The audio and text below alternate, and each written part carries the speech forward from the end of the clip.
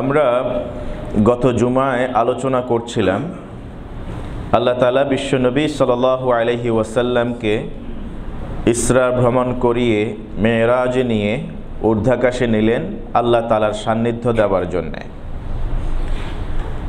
তিনি কেন এই ভ্রমণটা করিয়েছিলেন তার উদ্দেশ্য তিনি সূরা ইসরার প্রথম আয়াতের শেষাংশে বলেছিলেন, লিনুরিয়াহু মিন আয়াতিনা।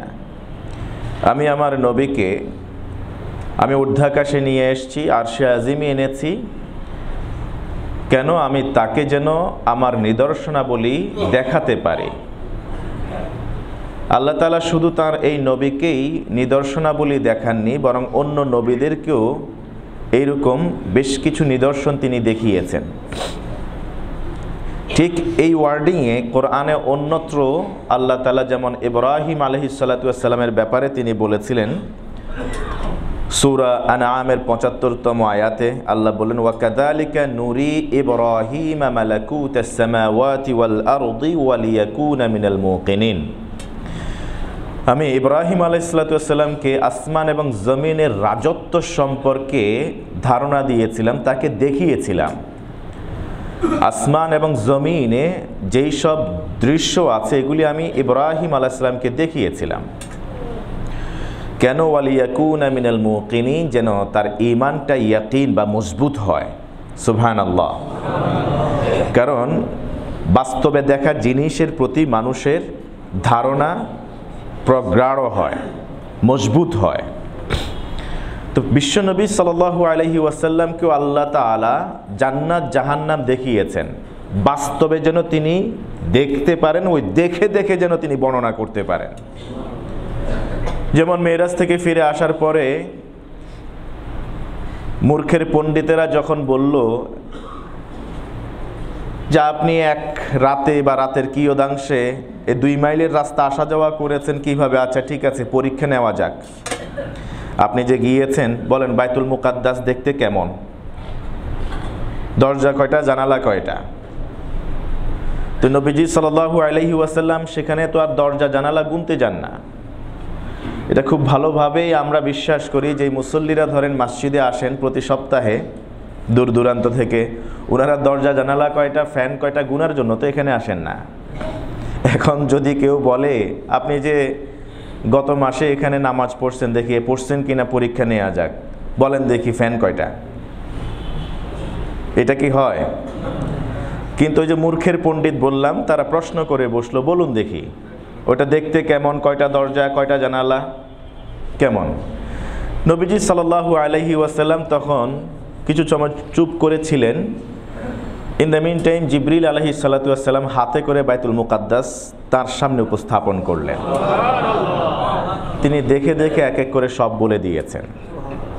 এই যে দেখে দেখে বলার মধ্যে যে মজা, আপনারা খেয়াল করে দেখবেন অনেক সময় আমাদের ছেলেরা যারা হাফেজে কোরআন, তাদেরকে কোনো প্রশ্ন করলে কিছু সময় ওরা চুপ করে থাকে, চোখ বন্ধ করে ফেলে। মানে তারা সার্চ ইঞ্জিনে ওইটাকে ইনপুট দেয়, এরপরে খুঁজে আউটপুটটা বের করে। হয় কি হয় না এরকম? রাসূলুল্লাহ সাল্লাল্লাহু আলাইহি ওয়াসাল্লামকেও এরকম পরীক্ষা নেওয়া হয়েছিল। তিনি দেখে দেখে চোখ বন্ধ করে সব বলে দিয়েছিলেন। এবং এদের মধ্যে কেউ কেউ আবার আগে বাইতুল মুকাদ্দাস গিয়েছিল, তাদের কথা, তাদের দেখার বিশ্বনবীর কথা মিলে গিয়েছিল। সুবহানাল্লাহ। ইব্রাহিম আলাইহিস সালাতু ওয়াস সালামও এইরকম একবার তিনি দাবি করেছিলেন নমরুদের সামনে যথার্থই, রব্বিয়াল্লাযী ইউহয়ী ওয়া ইউমীত, আমার রব একজন আছেন, তিনি জীবন দেন, তিনি মৃত্যুও দেন।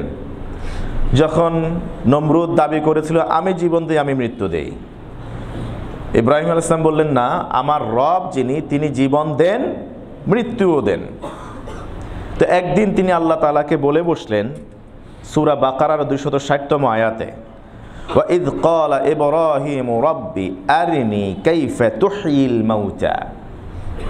আল্লাহ, আমি দেখতে চাই আপনি কিভাবে মৃতকে জীবন দেন, জীবিত করেন। আল্লাহ বলেন, আওয়ালাম তুমিন, তোমার কি বিশ্বাস হয় না আমি যে মৃতকে জীবিত করতে পারি? এটা কি তোমার ইয়াকিন নাই?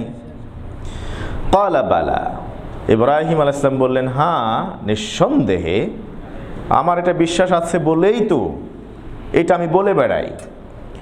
তাহলে কেন তুমি জানতে চাও, দেখতে চাও? ওয়ালাকিন লিয়াতমাইন্না কলবি, এটা দেখতে চাই যেন সরাসরি দেখলে আমার ইয়াকিনটা বেড়ে যাবে, অন্তর প্রশান্ত হবে, ঈমান মজবুত হয়ে যাবে। সুবহানাল্লাহ। ক্বালা ফাখুয আরবাআতাম মিনাত তায়র, আল্লাহ তাআলা এবার তার ইয়াকিন বৃদ্ধি করবার জন্য তাকে বললেন, ঠিক আছে 4টা পাখি নাও, ফাসুরহুন্না ইলাইক, এগুলোকে টুকরা টুকরা করো, প্রত্যেকটাকে 4 ভাগে বিভক্ত করো। সুম্মা জাআল আলা কুল্লি জাবালিম মিনহুন্না জুজআ, এইগুলাকে মিশায় ফেলবে, 4টা পাখি জবাই করবে, কেটে টুকরো টুকরো করে সব একসাথে মিশিয়ে ফেলবে, 4 ভাগ করবে, 4টা পাহাড়ের উপরে 4 খণ্ড অংশ রেখে দাও। সুম্মা দুউহুন্না, এরপর তুমি ওই পাখিগুলোর নাম ধরে ধরে ডাক দেবে। ইয়াতিনাকা সাইয়া, দেখবে এই পাখিগুলি তোমার ডাক শুনে যেই নামে ডাকবে সেই পাখিতে পরিণত হয়ে তোমার কাছে ফিরে আসবে। এমনটাই ঘটেছে। ইব্রাহিম আলাইহিস সালাম এটা করেছেন। এটা একটা দর্শনীয় দেখার মতো বিষয় ছিল। এজন্য ইব্রাহিম আলাইহিস সালামকে আল্লাহ তাআলা আরও বলেন, যখন ইব্রাহিম আলাইহিস সালাম তখনও রবকে সঠিক দিশা পাচ্ছিলেন না, ফালাম্মা জান্না আলাইহিল লাইলু রাআ কাওকাবান ক্বালা হাযা রাব্বি, চাঁদ উদিত হয়েছে, বলল যে এটাই তো রব। যখন চাঁদ অস্তমিত হয়ে গেছে আর দেখা যায় না, বলল যে না, আমাদের রব তো এরকম হতে পারে না। দিনের বেলা যখন সূর্য আরো বড় করে উদিত হয়েছে, তখন বলল হাদা রাব্বি হাদা আকবার, এটা তো আরো বড় দেখি চাঁদের চেয়ে, এটাই তো আমাদের রব। আল্লাহ সুবহানাহু ওয়া তাআলা ওইখানে গিয়ে বললেন, ওয়া কাযালিকা নুরি ইব্রাহিমা মালাকুতাস সামাওয়াতি ওয়াল আরদ ওয়া লিয়াকুনা মিনাল মুকিনিন। ঈমানকে আরো সুদৃঢ়করণের জন্য আল্লাহ তাআলা শুধু বিশ্ব নবীকে তার এই অদৃশ্য জিনিসগুলি দেখাননি, বরং অনেক নবী রাসূলকেই এমনটা দেখিয়েছিলেন। যেমন মূসা আলাইহিস সালামের ব্যাপারেও আল্লাহ তাআলা বললেন, লিনুরিয়াকা মিন আয়াতিনাল কুবরা, সূরা তাহা এর 23তম আয়াতে আল্লাহ বললেন, নবী মূসা, আমি আপনাকে দেখাতে চাই আমার বড় বড় নিদর্শন। নবী মূসার জন্য বড় নিদর্শন ছিল এরকম, ওয়াদুমুম ইয়াদাকা ইলা জানাহিকা তাখরুজ বায়দা মিন গায়রি সুইন আয়াতান উখরা। আমার বড় নিদর্শনগুলোর মধ্যে থেকে অন্যতম একটি নিদর্শন, মূসা তুমি পকেটে হাত রাখবে অথবা বগলের নিচে হাত রাখবে, ওই হাতটা বের করে সামনে ধরবে, লাইটের মতো করে অন্ধকার আলোকিত হয়ে যাবে। সুবহানাল্লাহ। তবে অন্য যত নবীকে আল্লাহ সুবহানাহু ওয়া তাআলা তার নিদর্শনগুলি দেখিয়েছিলেন, সেগুলি জমিনের উপরে দেখিয়েছেন, এই পৃথিবীতে দেখিয়েছেন। আর নবী মুহাম্মদুর রাসূলুল্লাহ সাল্লাল্লাহু আলাইহি ওয়াসাল্লামকে আল্লাহ তাআলা জমিনেও দেখিয়েছেন, প্রথম, দ্বিতীয়, তৃতীয়, চতুর্থ, পঞ্চম, ষষ্ঠ, সপ্তম আসমান ভেদ করে আরশে আজিমে নিয়েও তিনি তার নিদর্শন দেখিয়েছেন। সুবহানাল্লাহ, সুবহানাল্লাহ। এজন্য ইতিহাস বিস্তৃত হলে চলবে না। আল্লাহ তাআলা অন্যান্য জাতির নবীদেরকেও এরকম অদৃশ্য জিনিস তিনি দেখিয়েছিলেন, শুধু আমাদের নবীকে নন, বরং অন্য নবীদেরকেও দেখিয়েছিলেন। তারা তো তাদের নবীদেরটা ঠিকই মেনে নিয়েছে, তা আমাদের নবীরটা তারা মানতে চায় না। এই জন্য ইসরার ঘটনাকে কেন্দ্র করে মানুষ কয় ভাগে বিভক্ত হয়েছিল? কয় ভাগে? ভুলে গেছেন গত জুমার আলোচনা? এটা ছিল পরীক্ষা। আমার আজকের আলোচনার বিষয় কিন্তু এটা ছিল না। শাবান মাস সম্ভবত শুরু হয়ে গেছে নাকি কালকে? তো শাবান মাসের আরব দেশে শুরু হয়ে গেছে। শাবান মাসের কিছু আমল আছে, স্পেশাল আমল, সেগুলি তো বলাই দরকার। তো এটা জাস্ট কতটা কনসেন্ট্রেটেড থাকেন আপনারা জুমায়, এক সপ্তাহ পরে মনে থাকে কিনা ওটা নিরীক্ষা করার জন্য আর কি। মেরাজের ঘটনাকে কেন্দ্র করে মানুষ সকল দুভাগে বিভক্ত হয়ে গিয়েছিল। এক ভাগ কাফের হয়ে গিয়েছে, মুনাফিকরাও, যারা মুনাফিক ছিল, অন্তরে তারাদ্দুদ বা সন্দেহ সংশয় ছিল, তারাও পরিপূর্ণভাবে কাফের হয়ে গিয়েছিল। আর যারা ঈমানদার, তাদের ঈমান এতটাই মজবুত হয়েছিল যে তারা সিদ্দিকে আকবর উপাধিও পেয়েছিলেন।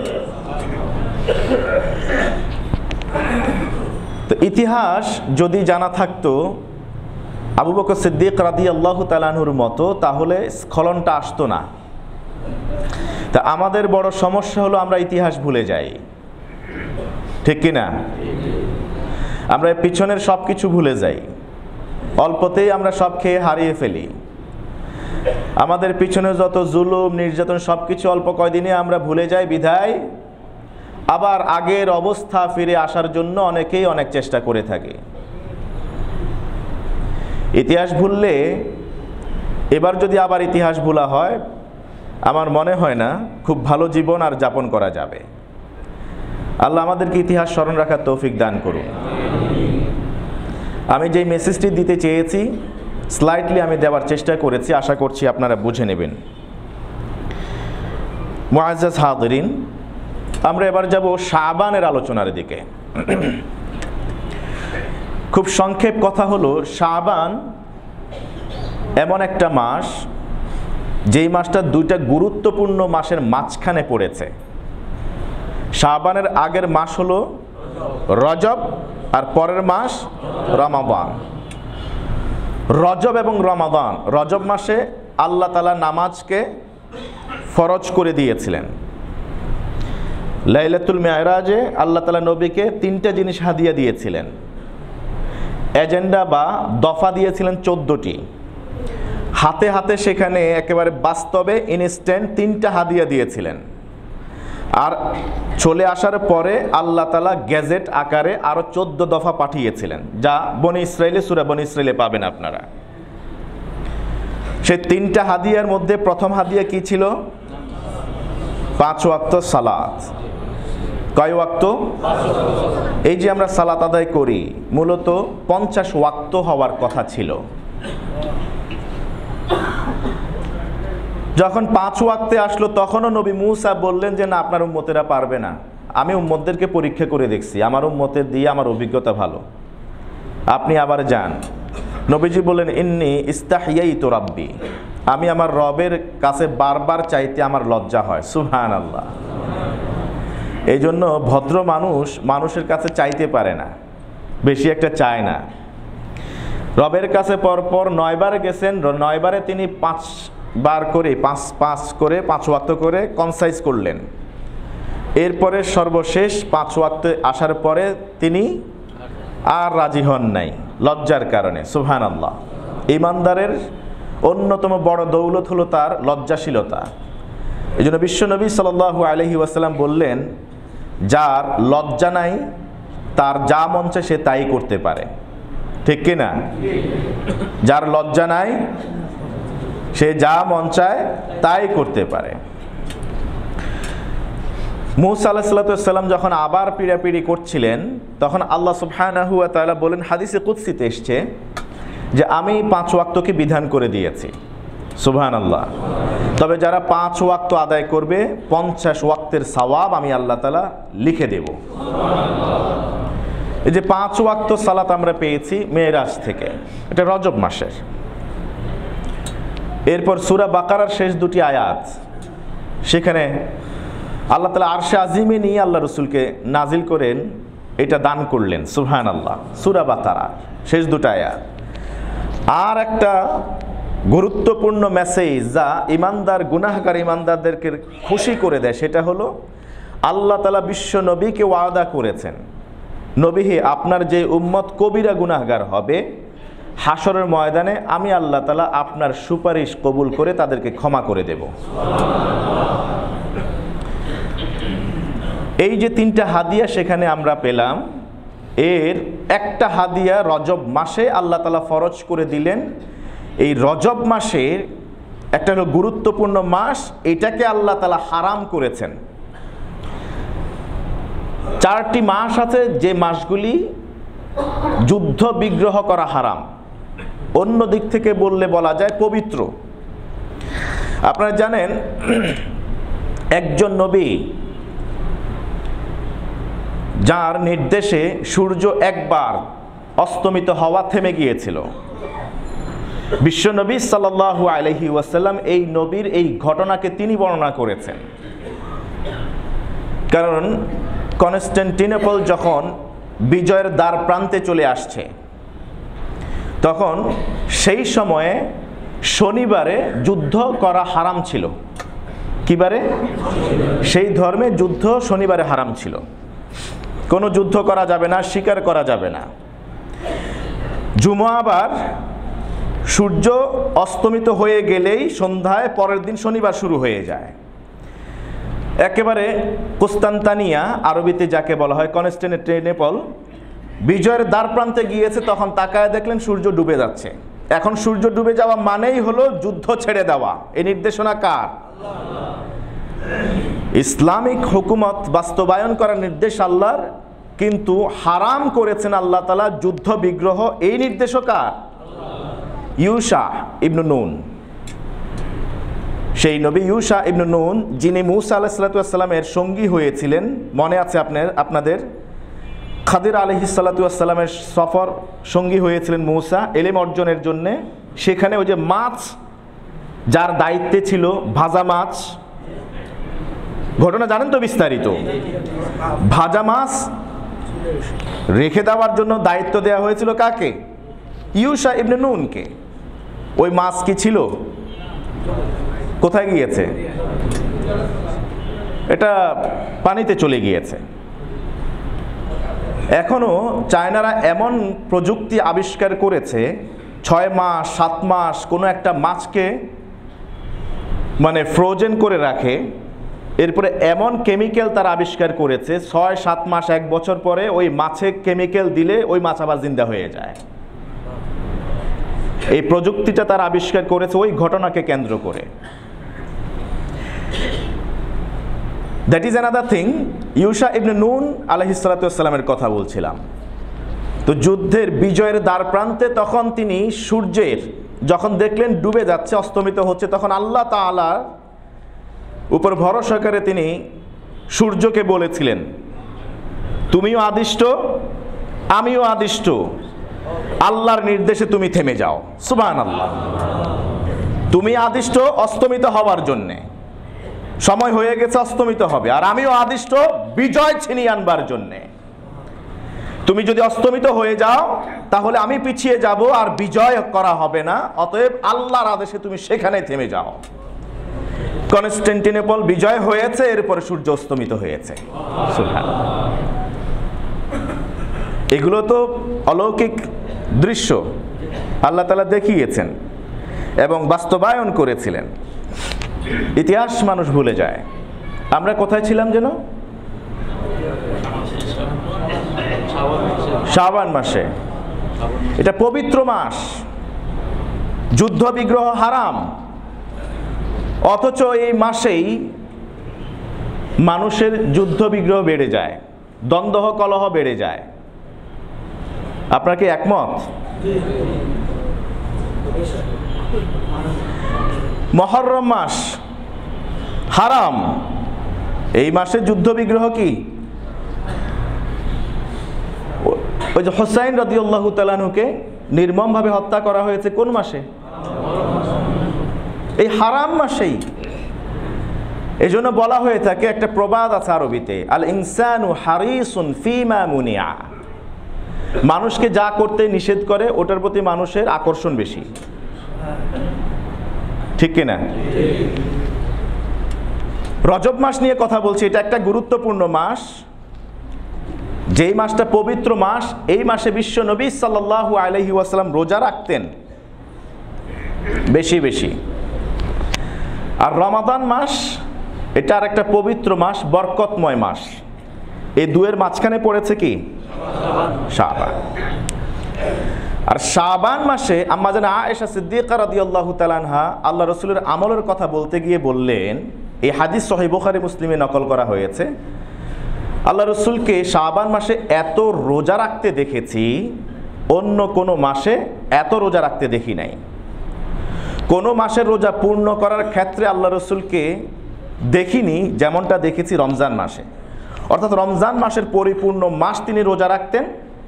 আর শাবান মাসে অন্য মাসের তুলনায় সবচেয়ে বেশি রোজা রাখতেন।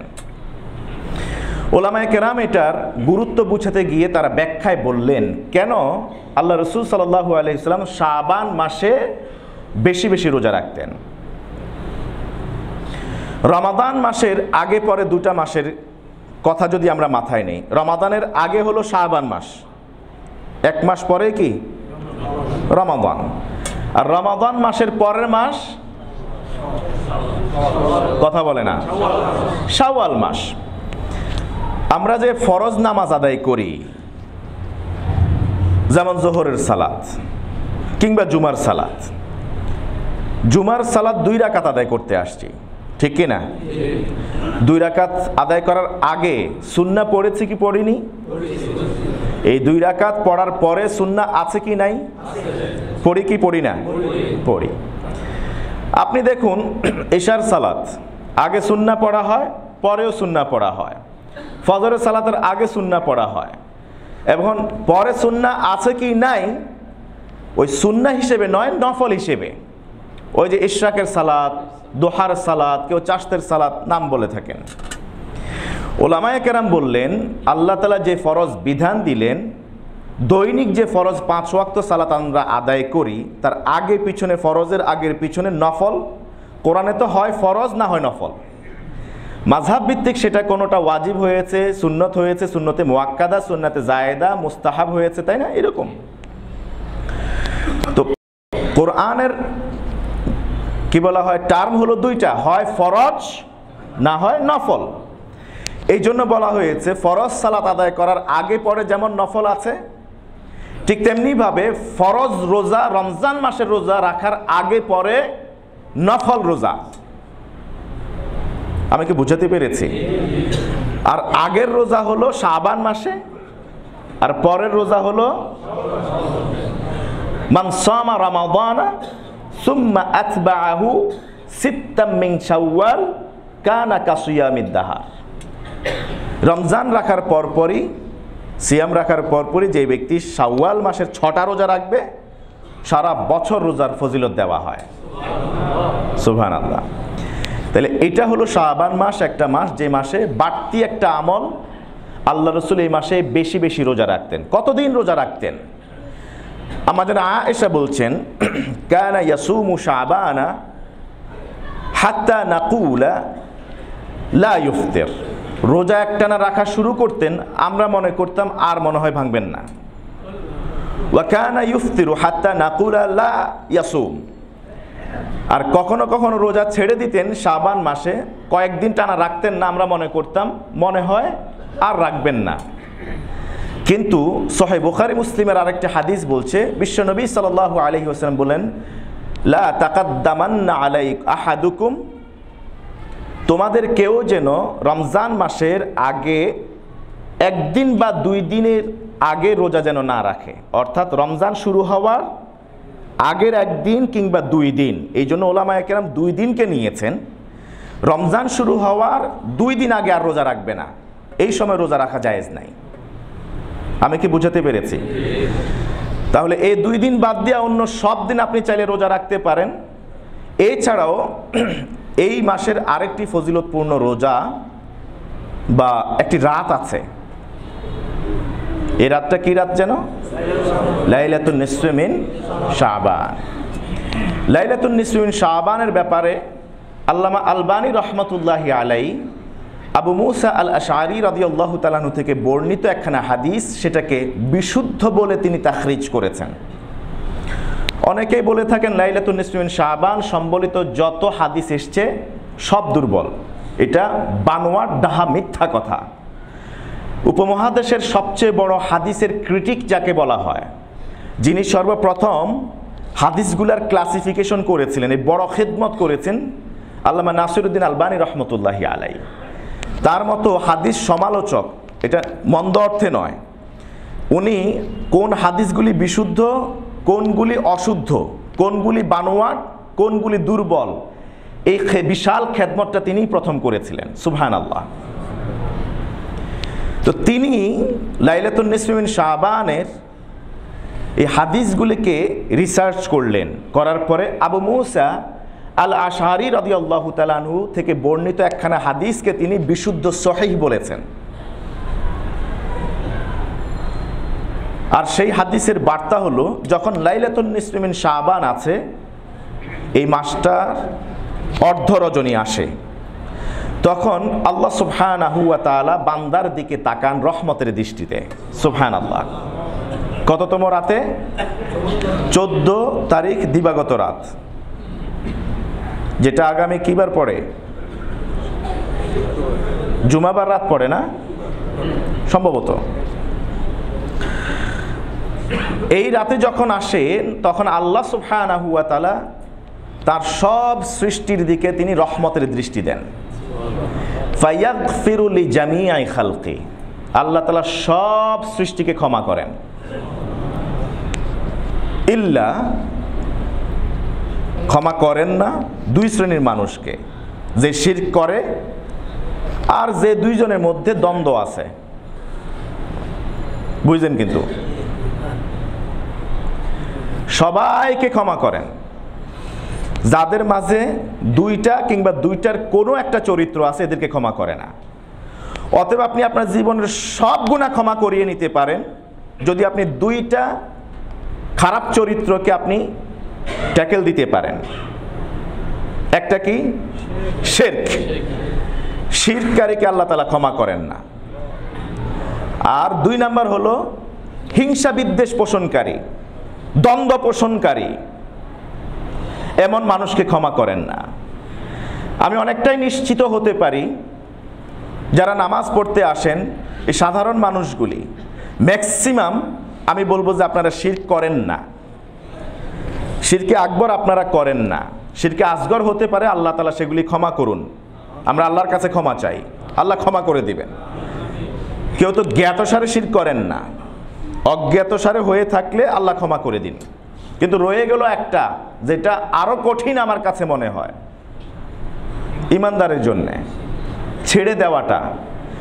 আমি যদি বলি যে ভাই এটা শিরক, এটা করেন না, আমার তো মনে হয় ইমানদার এটাকে লুফে নিবে এবং যোজন যোজন দূরত্বে চলে যাবে। এটা শিরক, হুজুর বলছে এটা করা যাবে না, এমনই তো।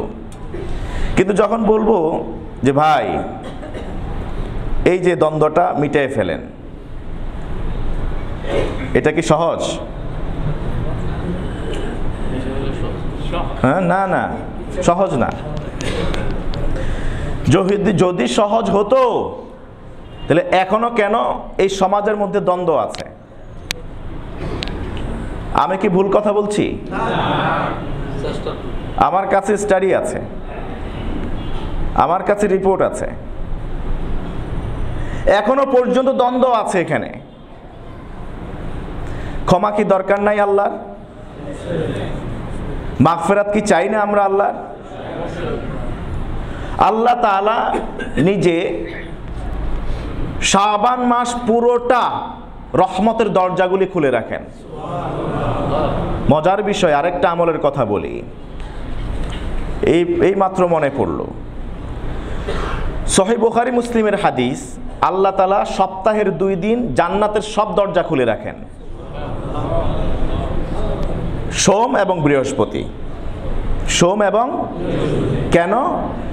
এই 2 দিনে আল্লাহ তাআলার কাছে বান্দার সাপ্তাহিক আমল 2 বার পেশ করা হয়। বিশ্ব নবীকে প্রশ্ন করা হলো, আপনি এই 2 দিন কেন রোজা রাখেন? তিনি বললেন, এই 2 দিনে আল্লাহ তাআলার কাছে সাপ্তাহিক আমল পেশ করা হয়। ফাআনা উহিব্বু আন ইউরফা আমালি ওয়া আনা সাইম। এজন্য আমি চাই আমি রোজাদার এই অবস্থায় আমার আমল আল্লাহর কাছে পেশ করা হোক। কারণ আল্লাহ বলেন আস-সাওমুলি, সব ইবাদত কার জন্য করি আমরা? আল্লাহ স্পেশালি বললেন নামাজের কথা না, হজের কথা না, যাকাতের কথা না, স্পেশালি রোজার কথা বললেন আস-সাওমুলি, বান্দা রোজা আমার জন্য রাখে। যখন আমলনামা পেশ করেন ফেরেশতা, আল্লাহ বান্দার দিকে তাকান, বান্দা ওই সময় খাবার আছে কি মুখে নাকি কি নাই। ধরেন এজলাসে গেলেন, যাওয়ার পরে আপনি কোর্টে দাঁড়ালেন, এখন চিফ জাস্টিস আপনার বিচার করবেন, রায় দিবেন, আপনার দিকে তাকায় আছেন চেহারার দিকে। এই মানুষটারা এতক্ষণ পর্যন্ত বাদী বিবাদীরা সবকিছু উকিলরা পেশ করলো, এখন হলো লিখবো, তো তাকায় কি না? জাজ তাকায় না? তাকায় যদি দেখে যে সে ওখানে দাঁড়াইয়া অথবা খাইতেছে, তো এটা দৃষ্টিকটু না? তো ওই সময় কতটা বিনয়ী হয়ে দাঁড়ানো যায়, ঠিক কিনা? তো বিশ্বনবী সাল্লাল্লাহু আলাইহি ওয়াসাল্লাম এইটাই ধারণ করতেন, এই চেতনাটা। আল্লাহ তাআলার কাছে যেহেতু রোজাদারের মুখের দুর্গন্ধ মিস্ক আম্বরের চেয়ে অনেক বেশি প্রিয়, রোজাদারের এই রোজা আল্লাহ তাআলা নিজের জন্য রাখেন, তিনি নিজে দাবি করেছেন। রোজাদারের এই রোজা সওয়াব আল্লাহ তাআলা নিজের হাতে দিবেন, তিনি বলেছেন। রোজাদারের এই রোজার প্রতিদান আল্লাহ ছাড়া আর কিছুই না, তিনি নিজে বলেছেন হাদিসে কুদসিতে। অতএব আমি চাই আমার সাপ্তাহিক আমল পেশ করা হোক, এমত অবস্থায় আমি রোজাদার। আর বাৎসরিক আমল পেশ করা হয় পুরা মাস ব্যাপী, পুরা মাস ব্যাপী আমল পেশ করা হয় শাবান মাসে। ওলামায়ে কেরাম বললেন সপ্তাহের 2 দিন যেহেতু জান্নাতের সব দরজা খুলে রাখা হয়, কারণ ওই 2 দিন আল্লাহ তাআলার কাছে বান্দার আমলনামা পেশ করা হয়। যেহেতু শাবান মাস পুরো মাসেই বাৎসরিক আমল আল্লাহর কাছে পেশ করা হয়, এই জন্য পুরো মাস জান্নাতের দরজা খোলা থাকে। এই জন্য এই মাসটা বিশ্ব নবী সাল্লাল্লাহু আলাইহি ওয়াসাল্লাম বেশি বেশি রোজা রাখতেন। ওই যে সাপ্তাহিক যেমন রোজা রাখতেন, এই মাসটায় সেই জন্য বেশি বেশি রোজা রাখতেন। তো আমরা যে কথা বলছি, এই মাসের যে মাসটা আসছে বা চলে এসছে আরব কান্ট্রিতে, এই মাসটার প্রতিটা সময় আল্লাহ তাআলা বান্দাদেরকে ক্ষমা করেন, যার মাঝে দুটি কিংবা দুটির কোনো একটি চরিত্র আছে তাকে ক্ষমা করেন না। 1 শিরক ছেড়ে দিন, 2 দ্বন্দ্ব মিটাই নিন। পারবেন? পারবেন?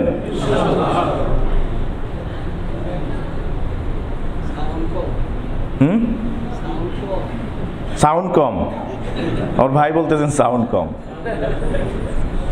আমি নিয়ত করছি 1:15 ছেড়ে দেব ইনশাআল্লাহ। আমার আলোচনা শেষ। আমি মেসেজ দিতে চেয়েছি আজকে 2টা। একটা হলো আমলের দিকে, আর একটা হলো সামাজিক করণীয় বিষয়ে।